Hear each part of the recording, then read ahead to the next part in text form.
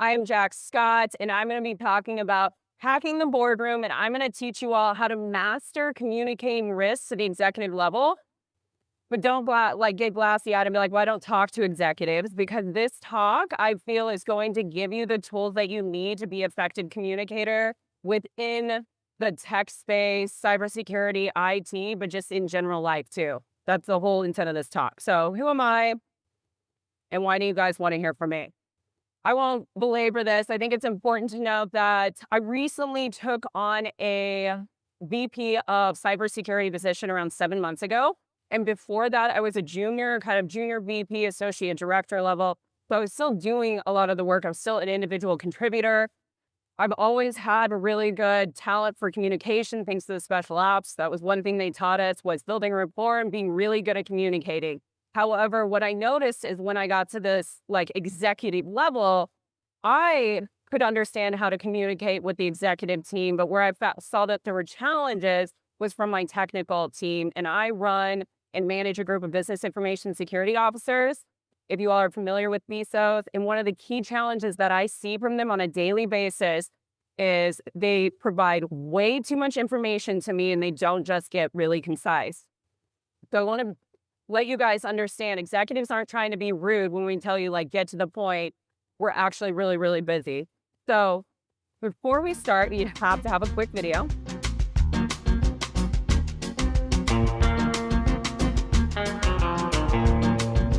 Allow me to play devil's advocate here, but allow me to be a dick for a second, but with no consequences. Let's pull back on that for a second. I fell asleep while you were talking and I have no idea what's happening. Huh? I've got a stupid question. It's actually a really smart question, but I was wondering if I say stupid beforehand, does that make me kind of modest? Is that sort of charming thing to do, right? Let's pick that up in the next meeting. I need a few days to figure out what the hell you're talking about. But will this scale? One of the managing directors once used that phrase in a meeting, so now I use it all the time. Sorry, this is just a work email I have to answer. I'm actually playing words with friends with everyone else in this meeting but you. Do you know a 4-letter word for long-winded? There's an outside chance you might be right. You're wrong. You're definitely wrong. I think what you're trying to say is, so what I'm gonna do is take that idea and then make it sound like it was mine. Let's try to make this viral, okay? I just heard about this site called reddit.com. Can we get on there? I think we should make this a cross-platform opportunity. I watch Shark Tank. Let's take this offline. Yeah, can we pick this up again, just maybe 15 minutes after never again? Well, that's one idea. It's actually the one idea that sucks the most, so thank you. This might be off topic. This is off topic, and it's gonna be a while. All right, great meeting. So just please send me all your ideas before EOD. This meeting could have just been an email, but I'm very lonely. So understand executives. Like I was saying before, executives aren't trying to be rude. We honestly need you to be concise. We need you to paint us a clear picture, but I'm going to teach you how to speak their language. They're extremely focused on business objectives, high-level things, OKRs, all the keywords like that. So how do you get us to listen? Assume that they don't understand security. That is the first thing. And I mean that not by going in and mansplaining or female explaining security to them, but in a way you need to do that. If you're in a room with at least 2 people on a call, I can promise you one of them may not know what you're talking about. So you always want to simplify everything that you're talking about. Now, I'm not saying completely mansplain and break it down to the lowest level, but always educate them initially on what you're trying to accomplish prior to just jumping right in, assuming that they understand what vulnerability management is in the vulnerabilities that you're talking about, for example.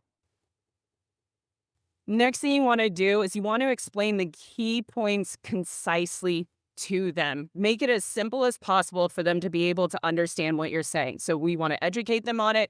Then we want to explain it to them in the most simplest, most concise forms.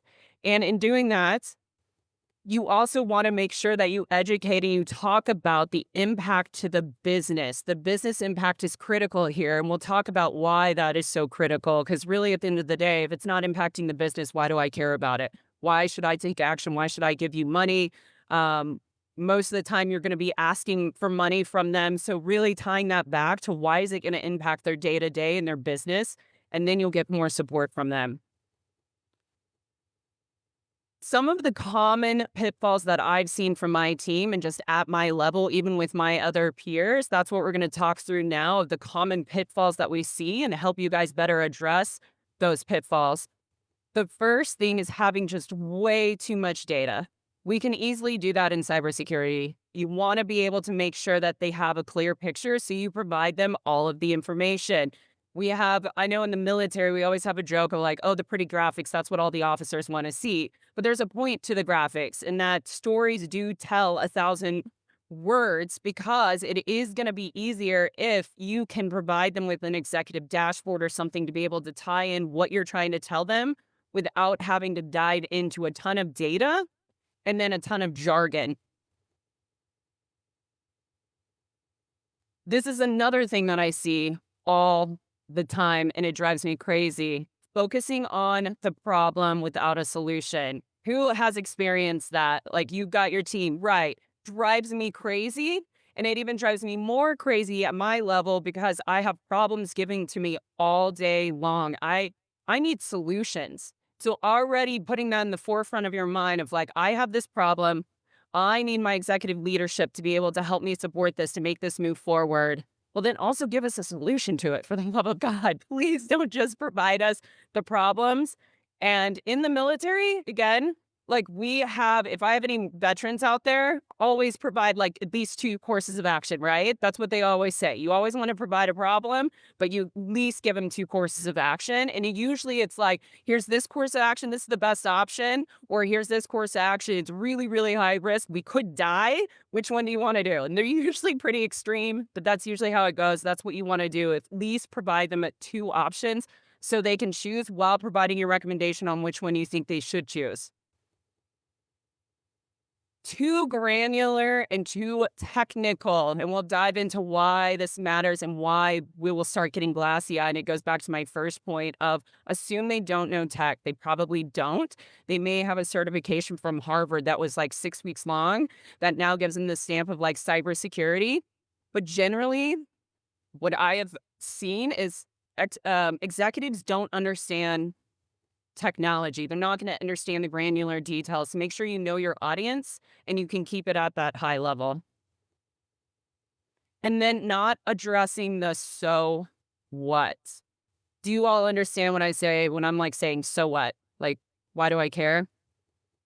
It's important to know that because we're going to dive into what the so what is, and we're going to be running through some use cases on helping you define and write out a so what, because this is actually part of your brief, and it could be part of writing out your problem statement with why it matters to them. Like, why should I care about this problem, and why do I need to support that? And another thing I see is always they've failed to tie it back to the business objective. And a lot of times business objectives are around more sales, right? So if there is something that is a risk that is going to impact business sales, that is a so what. That is tying it back to the business objective and being able to communicate to them. If we don't do this, we could possibly have a breach that could cost X amount of money, have brand reputation, and in the end, could impact more sales. It's all about the money. I think every work meeting should start out like this. Hey, we're all gonna die and none of this really matters. So let's keep that in mind before anybody gets too worked up in here, just to kind of set the tone. I wish all meetings would start like that because it would kind of level set and get everybody on the same field. But I wouldn't recommend doing that. So what I would recommend is identifying what matters to them. And a way you can look at this, has anybody ever heard of OKRs? I hate these things. I really do. I think they're so annoying, but they're really important in the corporate world. They're key objectives or objectives and key results. You have OKRs, KPIs, KRs, all these things. So the way I think of OKRs and how I've taught my team to think about OKRs is they're the key objectives that you want to tackle that year, and they're the results that you want to have to go along with those objectives. An example of this would be at my company, believe it or not, even though we've been around for 180 years, we do not have established risk management program. So one of our objectives for our OKRs is to establish a formalized risk management program. Now, a key result of that would be doing a divisional risk assessment. We have 5 divisions in my company. We have over 20,000 employees and contractors and students within our company. We have 5 divisions. Each of those divisions have their own businesses, and they're all going to have their own objectives and their own key results. That's how to think about it when you're communicating to an executive. How is what you're saying driving up to their objectives and their key results? And it is all about the money. So making sure that you tie that into how will this impact them, and understanding that usually in their mind, they're thinking about how much will this cost me or how much will this save me? Essentially, if you can bring them a solution that's going to save them money, they're going to be more inclined to support you in whatever your ask is of them. And remember, executives get asked all day long for things, usually with people's hands out. So how can you make their lives easier while also reducing the amount in their yearly budget to be able to add money to their budget, to be able to allocate to other things? And blockers. This is another area that they'll care about, are blockers. You never want to cock block. So don't ever underestimate. I don't know if I'm supposed to say that. This isn't corporate, right? Yeah, that's fine. But yeah, it's a chicken. It's fine. Blockers, how do they impact the business? I'm going to want to know any blockers that could possibly impact my business or mission success. So if you can clearly communicate why you need them to do something, or clearly articulate the so what around the blocker, that could be anything that could essentially impact brand reputation, the bottom line, the mission of the business. You can think stock, anything like that. Just overall reputation and loyalty of customers. So thinking at that high level, why does this matter? And going back to those OKRs, if it's blocking an OKR, like a critical OKR that the CEO has in mind, that's another important thing to keep in mind on your blockers. So how do you communicate better? Well, I will teach you that as we go through this. And that's why you're all here, right? First, we need to fix the communication gap. And we're going to do that by speaking a different language. You all speak English, but have you realized sometimes, I know for me, sometimes I'm in the same room and I feel like we're all speaking English, but nobody's understanding what I'm saying, right? Can anybody else relate to me on that? Right? Please, God, don't let me be alone on that. Thank you. Like, I'm like, am I speaking English right now? So using technical jargon, it doesn't make you sound smart. It really doesn't. Like, you might think so. And in this environment, it's fine to kind of nerd out. But when you're in an executive boardroom, you're getting a meeting, you're in a Teams call, using the technical jargon, it's not going to make you sound smart. And if it does, that's it. That's all you're going to get, is to sound smart. So remember that simplify and aligning language with the business objectives is essential for clarity. That's why you have KPIs as well. And this class won't be on KPIs and stuff like that, because I don't think most of you guys would be here. It'd be really boring. So just remember, simplify and aligning your language to business objectives is essential for your clarity. So when we talk about technical jargon versus the business terms, remember that if you start using too much technical jargon, know your audience, you're likely going to alienate the executives. What I've noticed at this level, and I know you all probably can relate to this, some people have a lot of egos when you get up high, right? They don't want to feel stupid. And if you're using technical jargon they don't understand, a couple of things might happen. First thing is you're going to alienate them. They're not going to say anything and they're going to get really quiet. And essentially what will happen if that happens? You're probably not going to get support, right? Because they're not going to understand. They don't want to feel stupid. The second thing that could likely happen, and I've seen this as well, is they're going to be that person that raises the hand, right? And you're like, oh God, Tony's street raising his hand again, that guy. Because you know he's going to sharpshoot you. You know that he's likely going to ask you some hard technical questions that had nothing to do with your brief to possibly make you feel like you have imposter syndrome. You don't know what you're talking about. Has anybody else experienced that before? I know I have. Yeah.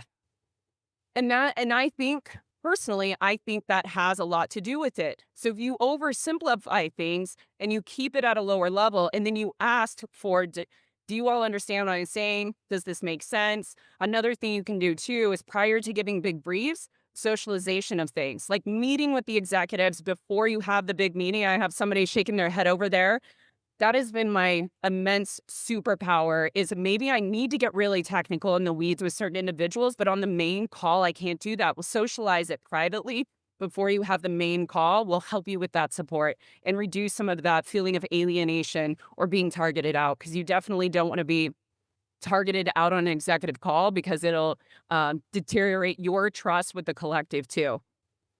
Executives don't think you're smart when you're doing and using jargon. Instead, what they think is cybersecurity is overly complex. Remember that. It's about getting the mission completed and being able to get what you're needing to get done from them, your ask completed. So if you make it seem like cybersecurity is overly complex, when you start talking, they're just going to immediately like over the head, start teamsing, start doing emails while you're talking and giving your brief. They're not going to pay attention.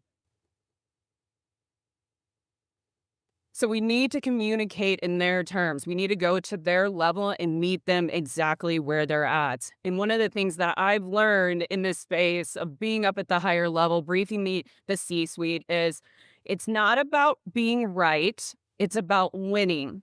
You guys get that? Guys and gals get that? And if I say guys, I mean that all collectively.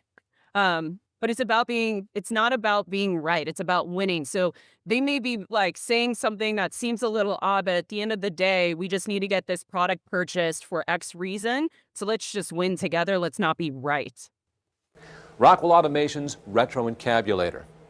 Now basically, the only new principle involved is that instead of power being generated by the relative motion of conductors and fluxes, it's produced by the modial interaction of magnetoreluctance and capacitive diractance. The original machine had a base plate of prefamulated amulite surmounted by a malleable logarithmic casing in such a way that the two spurving bearings were in a direct line with a panametric fam. The lineup consisted simply of 6 hydrocoptic Marsal vanes, so fitted to the ambifacient lunar wane shaft that side fumbling was effectively prevented. The main winding was of the normal Lotus-O deltoid type placed in panendermic semi-boloid slots of the stator. Every 7th conductor being connected by a non-reversible Tremi pipe to the differential girdle spring on the up end of the gram meters. Moreover, whenever fluorescent score motion is required, it may also be employed in conjunction with a drawn reciprocation dingle arm to reduce sinusoidal depleneration. I just want to get to the dingle arm. If anybody caught that one. Yeah, I'm really mature. Did anybody catch what he was saying? Yeah, that's how executives feel when you guys are using jargon. So remember that video. Let's not use dingle arms. Let's not use fabricators. And yeah, keep it super simple. And remember, the perception of cybersecurity already by executives is pretty much like this guy over here on the right. Do you guys catch the banana in there, by the way? Just fun fact on the right. But a lot of executives see cybersecurity as a cost center rather than a strategic priority. And now this is when I'm going to start turning it to you all to stop talking. You guys are pretty much leading the class from this point forward. I hope you know. I hope you're prepared for that. So I want to ask you all, why do you think that executives see cybersecurity as a cost center rather than a strategic priority? Sophie in the back, ACI Learning. They don't pay attention to cybersecurity until something goes wrong and it costs them money. Do you guys hear her? Yeah. Do you agree with that? Yeah. So they also used to see the various areas very siloed. They're not used to having overarching areas. Yeah. Yeah, being siloed, not seeing the overarching areas, 100%. They don't have a good understanding of how technology is at risk. They don't have a good understanding of how technology is at risk. You had your hand up. Yes, quantifying risk in dollars and cents. Speaking their language. Go ahead, Josh.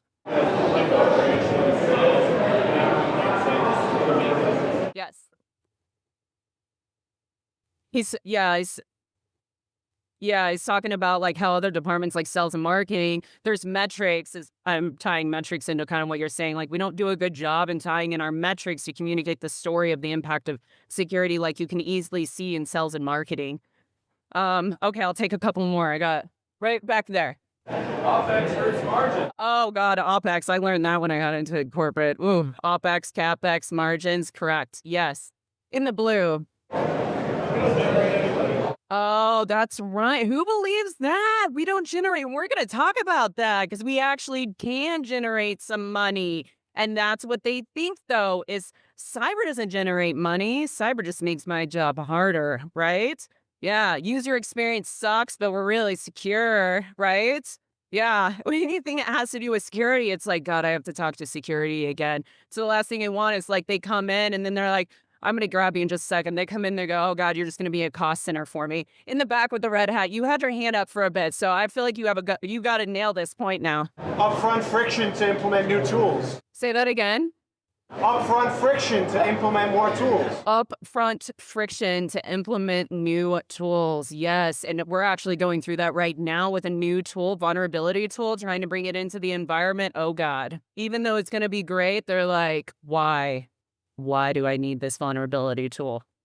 Because they don't understand. So it goes back to we have to educate them. And this, we already did this. So you guys already, I forgot to click here. So yes, I'm talking to all of you going forward. I see you all. All right. So how do we get them to think differently, that we're not just an expense, that we are here to actually support them and make their lives easier and help with being first to market, depending on your company. We have companies inside of our company that they need to be first to market. And sometimes security doesn't support that. So how do we help them and teach them that we can actually be a money generator for them and help them? Well, we're going to do that by framework time. And I put a little fun framework together. So I wanted to oversimplify this process for you all. So the next time you go into any type of brief, you have a framework that you can utilize to be able to tackle. I understand nothing. Pretty much most executives. They're like, I have no idea what that person just said. But they're like, yeah, sounds good. All right. And they'll be like, so what's next? Well, this is the framework that I'm going to teach you all. What? So what? What's next? I'm going to drink some water really fast. Now we're going to break this down so you can do a very good job going forward, creating a deck that literally you could use this on your deck to be like, what? So what next? And then your executive is going to be like, God, what class did you attend? I mean, you're crushing this. You know, Jack Scott. All right. So what? What is the problem statement? I think that's the easiest way for me to be able to explain it to you all is to think about this like a problem statement. So what is the problem? And I have an example here for you all. Thank you for asking. All right, so problem statement is, we have seen a 20% increase in phishing attempts targeting our employees over the last 6 months. That's kind of a big deal, right? 20% increase in these phishing attempts. Okay, so you're telling me that sounds like a big deal, but so what? Like, okay, why do I care? Like, remember to align it to a business. So why would they care if they had a 20% uptick in phishing attempts to their organization? Other than there's a possibility of a breach. Like, other than that, like whoop-de-doodle. Because you remember, everybody always thinks it's not going to be me, right? So why would they care? What do you think they would, how could we construct this? New York. Impact and productivity when you have to do resets. Business email compromises, BEC. And why would we care about the BEC compromises?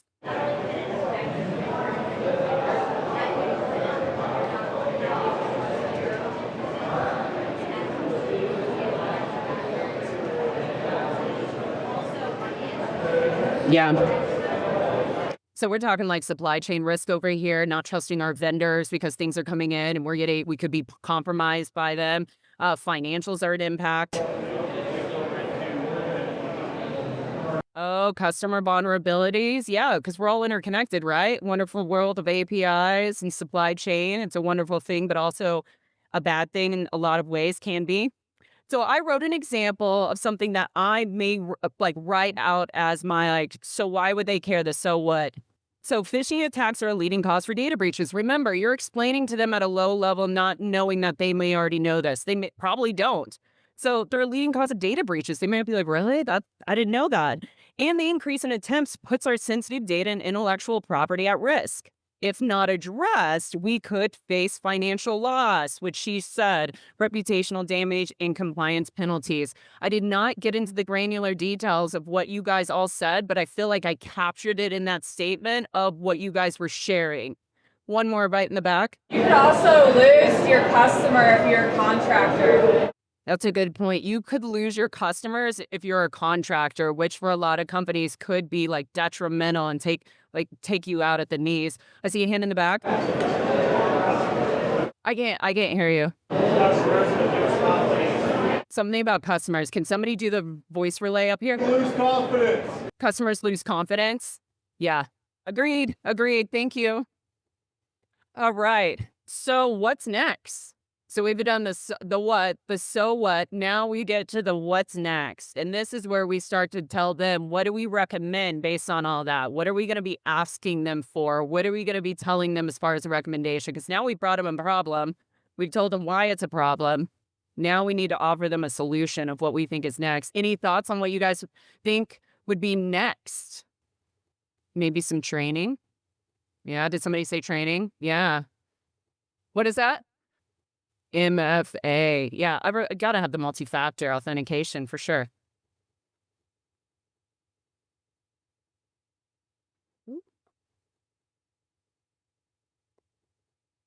Ooh, I like that. Are you a consultant? No comment. Oh, that was such a consultant answer. Very detailed, but not too detailed. He was basically saying, give him an option of like highest implement to lowest, right? Highest implement to lowest implement. Tell him what the cost would be. So basically give him two different options. And if you can come up with a cost on one of these briefs, because usually what will happen is you'll see, hey, we've got a problem. Here's a solution. Okay, I'll revisit this in a week and I'm going to come, because they'll pick the solution, then you come back with cost. But if you can get all that in one, you save them time too, but a lot of times you don't have time to do all of that work. But consultants, yeah.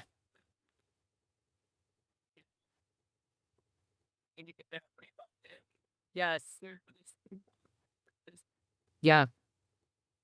Yeah.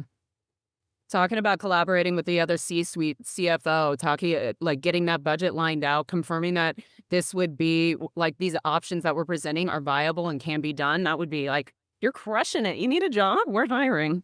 Want to move to North Carolina?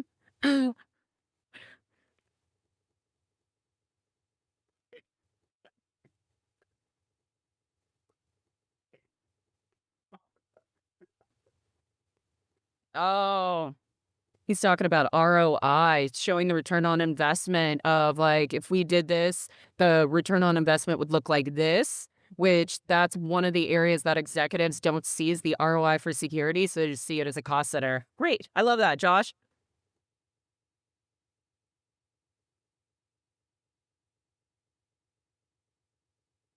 Yeah, increase in sales and revenue. Boom to boom to boom. All right, I'm loving this. You guys should lead this class next time. All right, so this is what I wrote for what next. To mitigate this risk, I recommend launching an organizational-wide phishing awareness training program backed by targeted simulations. We can track success through a reduction in phishing failure rates from 15% to 5% in the next quarter. Again, this was just a like really quick written out. I would probably have like the cost of what I projected the cost would likely be, but then if I could have a positive ROI on what that investment would look like as well. And then press them on, what would you like me to do next? And then you just wait in the awkward silence. All right, now we're going to do a fun little group exercise. Who's excited about that? But first, oh my God, we're going to do a raffle. Okay. Vanna White, aka Kathy. All right, we got to shake it up, shake it up, shake it up. We got a Black Hills Information Security shirt for whoever the lucky winner is. All right, so I think I can just read the last three. Yeah, let's do the last four to be safe. 8140. Woo! And make sure to tell Deb thank you. She gave that to me to give away. So very, very thankful, Black Hills Information Security. Yeah, we're good for now. We'll do another one after we get through this group exercise. Want to make sure you guys don't leave now because now you're like, oh shit, hands on. I got to get out of here. She sees me. Okay. So what is the problem? We're going to talk about end of life. All right, we got Jerry Osher up in the house, stopping in, guesting appearance. All right, so end of life software risk. Everybody know what end of life is? Well, if you don't, I made a story for you, and I'm going to read it to you. So, in a recent audit, it revealed that a number of the critical software applications across the company are nearing or have already reached their end of life. These applications are no longer supported by their vendor, meaning they won't receive any future security patches or updates. Womp womp. So the IT and the security teams are worried that these outdated applications present a security risk. Leadership wants to know what action should be taken to reduce this exposure without causing major disruptions to ongoing business operations. So in this one, we actually have an ask from the leadership. A lot of times you don't have an ask. In this, just so you know, EOL, end of life, is very typical for organizations. You will have to deal with end of life unless you're the military, and then we still use Vista. But most of the time, you have end of life and you would trust us. So what? Now this is your moment to shine, everyone. So explain to me, why should I care about end of life? Like, why do I care? Anybody? Yeah, it's a lot of money to replace them. But why can't I just buy? Why do I need to like do these upgrades? Why don't we just do? Actually, here's one. Why don't I just do the upgrades? Just go in there and just do the upgrades, right? Why can't you just go in and do the upgrades, or just like get rid of those systems, buy new laptops? That's right. That's all you have to do, right? Somebody raised their hand over here. Oh snap! If you upgrade it, you might break stuff. You're so right. I don't like that answer, though. I just want this to be fixed. Like, just go out there and fix it. What else? What else? Why would I care? Yeah. But what? Okay, so we've got update impacts. Let's talk about, like, what's the risk? Like, why do I care? Why do we have to do this? Can't we just put them in, like, some secured cloud and just, like, shut them off in the world? Nobody could touch them. We'll put them on an intranet. I've heard that word before, right? It's like a net inside of a net. Yeah, black hole. But I don't want to air gap it. I need access to these things. Like,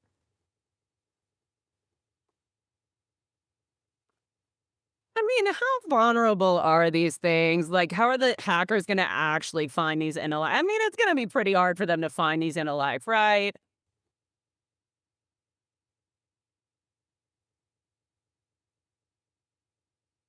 Yep, the problems evolve over time. When they're way further and further out of date they get, the harder they are to update. So that's why you need to stay ahead of these. And there's a cost to it too, especially when the vendor goes out of date for patching. Now you're even in like a larger kind of shit situation. Blue shirt with the red beard.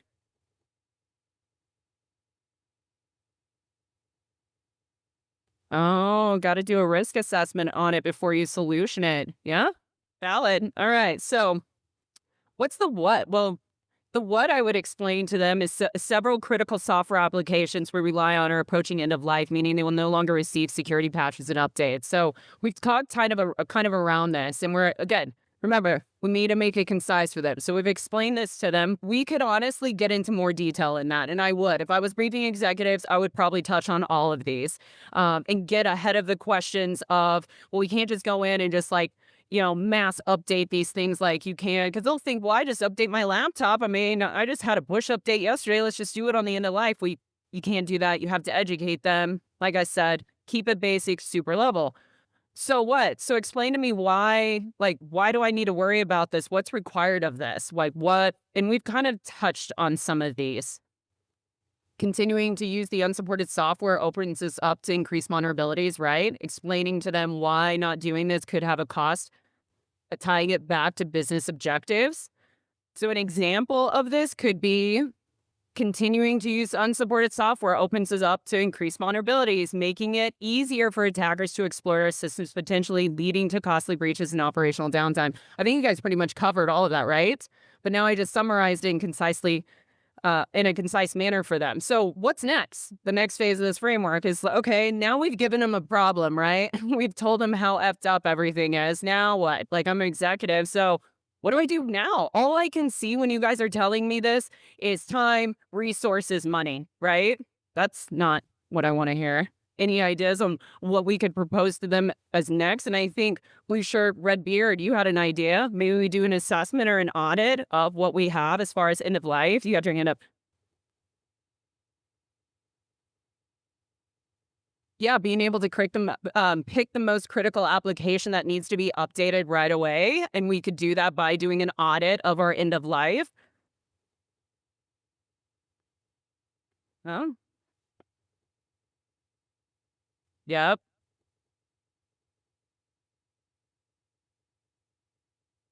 Yeah, exploring other options, seeing if you can just migrate to another solution. It might be easier for us. Back here. Yep. Graphics are huge on this. Graphics are the best way on this. That's what we do at our work. It's like, here are the graphics. These are the things that are out of date. Red is always bad, really, really bad.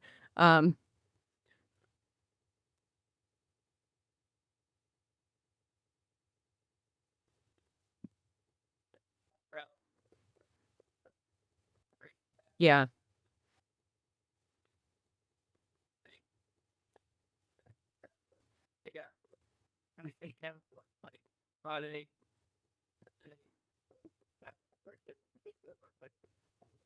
Yeah. Yeah. I love that. Again, consultant answer over here. Really, if you need a job, come up after the talk. I like it. Josh.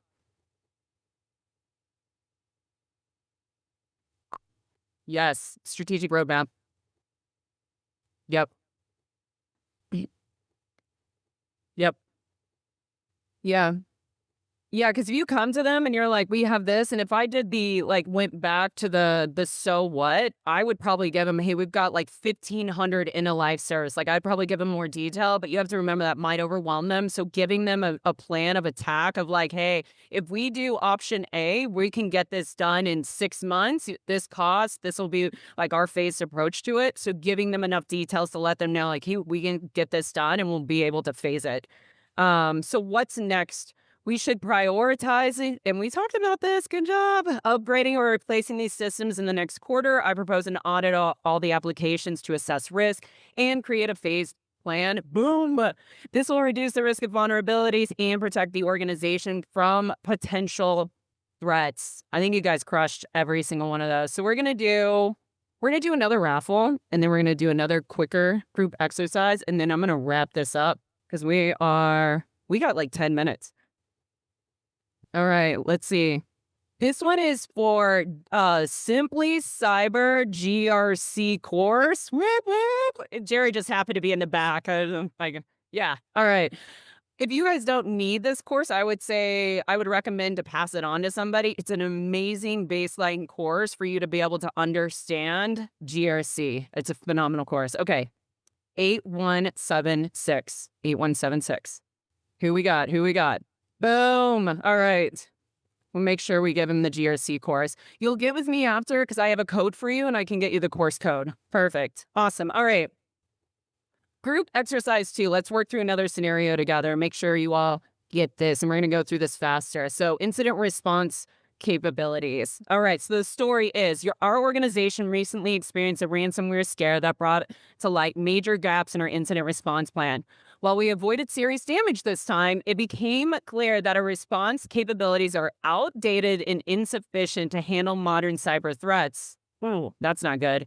The current plan hasn't been updated in over 2 years, and the key personnel aren't familiar with the roles in a potential incident. This is like bad on top of bad. Leadership is asking for a strategy to improve our readiness in case of future cyber incidents. So what? Why do I care if it's outdated, right? Who cares?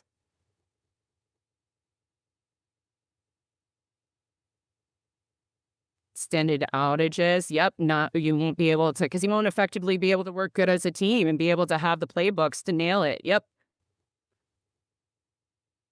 Oh, if we don't do this, oh man, we can't keep our business insurance. That's like executives like being, yeah. Yep. Compliance is huge here. That's another thing that they care about. Yeah, will cost you more money. And Red Hat. Yep. Yep. Understanding how the team, it's really important to understand how your team's going to interact with each other. If it's outdated, good God. All right, we're going to keep cruising, but keep your hand up over there. You'll be next. All right, so an example of the what for them could be our current incident response capabilities are outdated. That's simple. And we lack a cohesive plan. Yep. For responding to modern cyber threats, especially ransomware attacks. Super simple, gets to the point. So what? So what? Why do I care? We talked about some of these things. Being like compliance is a big thing, insurance, cost, all of those things, working better as a team. So what is without a well-prepared incident response plan, we're at risk for longer downtime, boom, and higher costs in the event of an attack. This could also lead to slower recovery, increased legal liability, compliance, boom, and damage to customer trust. You guys are crushing this. Seriously, you guys need to lead this class next year. All right, so what's next? And what do we recommend? Go for it. Oh, update and practice, right? Oh, I love me some tabletop. Josh over here is like the tabletop master if you guys need some of that.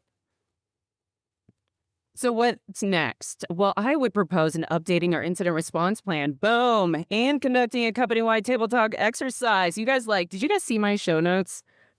This will ensure we can respond quickly and minimize damage in case of an incident. We can complete this in the next 60 days. That's awesome if you can give them a timeline and some metrics to tie to your next steps. We always love metrics. So in case you don't believe me, everything I just told you. I've coached a wide range of executives and seen firsthand that senior leadership feels so frustrated when their people point out all these challenges but don't offer any solutions. Leading strategically with a strong executive voice involves problem solving. It has to, not just finger pointing at difficult issues. You can show up more strategically with your executive briefings by doing some homework and taking the lead in analyzing the situation. Brainstorm ideas that go beyond the obvious, and remember, they are looking for your recommendations. They are looking for your solutions. And even if you don't have the perfect answer, you can demonstrate your ability to come up with solutions, which is really important to your executive voice. Solutions. All right, we're going to do one more raffle, if you wouldn't mind. Okay, so it can either be, because I did a raffle earlier, so it can either be a G or C course through TMC, and I think I have one more on here, but, or it can be a one-on-one with me. You guys can decide. I won't so you guys decide. I'll let you figure it out. Choose your adventure. All right, the number is going to be 8093. 8093. They left. No? Oh, not your lucky day. All right. 8. They're probably like, I don't want the GRC course or to talk to Jax. Shit. It's fine. I don't take it personal. 8150. What? There we go. Woo! You can tell me after, not in front of everybody, which one you want. But I don't want to speak with you. It's like I want the GRC course. I would too. Jerry's awesome. All right, so let's put this into action. Let's tie this up in a pretty little bow and send you guys on your way. Small changes create big impacts, right? So I want you all to think about what is one thing that you learned from this course that you can take away? One thing. Say it out loud. Framework. Yes. The framework. What? So what? What's next? I love that. You guys remembered it. Love it. Anything else? Any key takeaways? Keep it simple, KISS. Keep in military people in there, right? KISS, keep it simple, stupid. Yeah, let's keep it simple, silly. That's how you say it in corporate America. Go ahead. Find solutions. Don't just come in with problems. Please give us some solutions. Anybody else? Any key moments? Yes. Oh my God. Yes, I only touched on that a little bit, but socialization beforehand is so key to get their buy-in. Let them know that you're working with them and you're not just blasting them in a brief the first time they've seen it. That helps. Anything else? Use their KPIs. Understand what their objectives are. What is their mission? Really understand what they're doing and how can you better support them and why would they care what you're trying to say and how we'll be tied into it. All right. That is all I got. We've got literally 4 minutes. And if you want to do questions, we can, or you can get 3.5 minutes back. Boom. Yep. Oh, I already did. Yeah. Thank you, Jesse. And he was like, give away the shirt. Yes. Make sure to thank Dib for that. Thank you all for, again, it means a lot to me. Find me on LinkedIn. You all are the greatest. I really appreciate you coming.